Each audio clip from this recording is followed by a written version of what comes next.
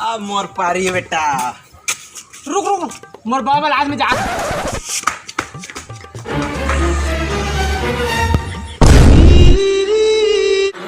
साला अपन मन के दानी जहाज मार लेते हो, हमर दानी भाग जाते।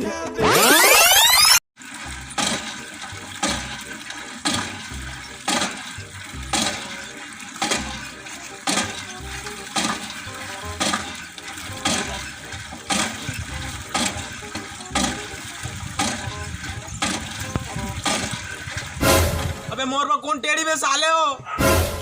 चल बे।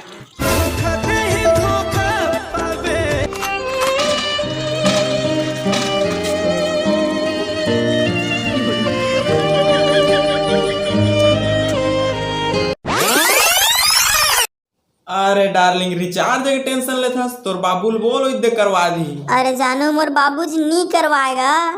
अरे बाबू नहीं करवाए तो मम्मी ले बोल अपन। मम्मी ले कहूँ तो पैसा कम गाड़ी ज्यादा दी। ऐसे कैसे नहीं करवाई?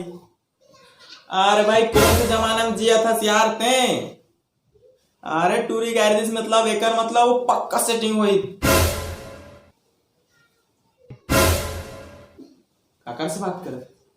अरे भैया मोर सेटिंग है, सेटिंग है भाई, मोर बात करवाने है। बात कर प्लीज प्लीज, स्पीकर में डाल, स्पीकर में। हाँ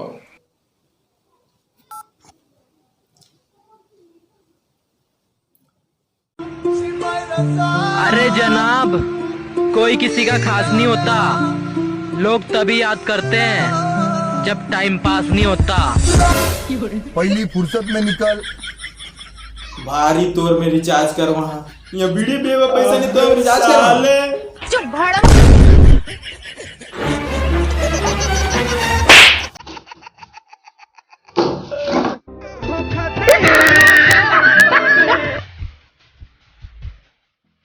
अच्छा सुनो, सब्सक्राइब करते वक्त ना घंटी